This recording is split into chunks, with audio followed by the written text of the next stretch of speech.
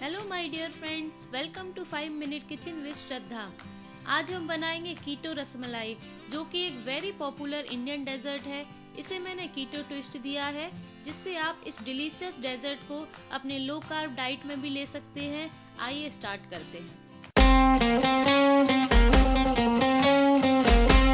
कीटो रसमलाई बनाना 3 step process है। सबसे पहले हम रसमलाई के लिए छेना तैयार करेंगे। इसके लिए कढ़ाई में 1 लीटर मिल्क को बॉईल कर लेंगे और बॉईल होने पर इसमें 2 टेबलस्पून लाइम जूस ऐड करेंगे और गैस की फ्लेम ऑफ कर देंगे और कंटिन्यूसली स्टिर करते रहेंगे, जिससे मिल्क फट जाएगा और कर्डल्स बनने लगेंगे।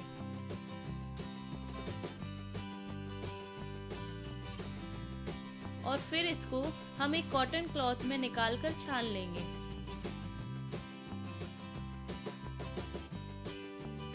लाइम का फ्लेवर और स्मेल निकालने के लिए इसे हम कोल्ड वाटर से रिंस करेंगे। अब इसकी पोटली बना लेंगे और एक्सेस वाटर को स्क्वीज करके निकाल लेंगे। अब इस पोटली को ऐसे ही करीब 30 मिनट के लिए रख देंगे, जिससे उसका बचा हुआ एक्स्ट्रा वाटर भी निकल जाएगा। अब पोटली को खोलकर एक प्लेट में पनीर को निकाल लेंगे और अपनी पाम की हेल्प से करीब 10 मिनट तक मस लेंगे, जिससे छेना स्मूथ और सॉफ्ट बनते हैं।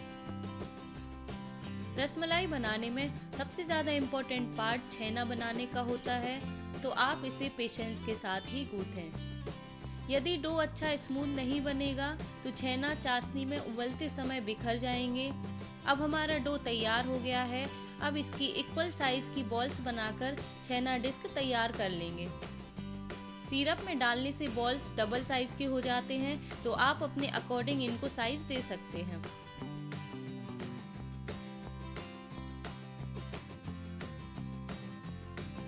स्टेप 2 में हम कीटो रसमलाई के लिए सिरप तैयार कर लेंगे। इसके लिए कढ़ाई में 1 लीटर वाटर ऐड करेंगे। क्योंकि हम लो कार्ब डेजर्ट बना रहे हैं, तो हम स्वीटनेस के लिए 1/4 कप स्टीविया लेंगे। इसको स्टिर करके बॉईल होने देंगे। बॉईल होने पर इसमें फ्लैट की हुई छेना बॉल्स डाल देंगे और हाई फ्लेम पर करीब 20 मिनट तक पकने देंगे। इसको लिड से कवर कर देंगे और बीच बीच में छेने को केयरफुली पलटते रहेंगे। करीब 20 मिनट बाद छेना डबल साइज के होकर सिरप के ऊपर फ्लोट होने लगेंगे। इसका मतलब यह तैयार हो गए हैं। अब एक स्पून से प्रेस करके छेना का सिरप निकाल देंगे।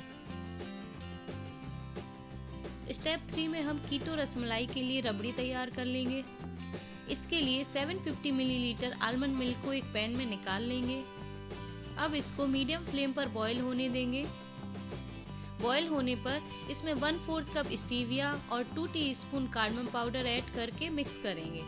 कार्डमम पाउडर रसमलाई का और बहुत सी इंडियन स्वीट्स का एक इम्पोर्टेंट इंग्रेडिएंट होता है, जिससे हमारी स्वीट डिश की स्मेल और टेस्ट दोनों बढ़ जाते हैं। 10 से 12 केसर थ्रेड्स को मैंने 20 मिनट पहले 2 टेबलस्पून आलमंड मिल्क में सोक कर दिया था। केसर ऐड करने से रसमलाई का कलर बहुत प्यारा आता है। रबड़ी को कंटिन्यूसली स्टिर करते रहेंगे, जिससे यह तली में ना चिपके। मोस्टली लोगों को रसमलाई का रस लिक्विडी पसंद होता है, लेकिन मुझे यह थिक पसंद है, इसीलिए मैंने यहाँ पर रबड़ी को थिक बनाया है।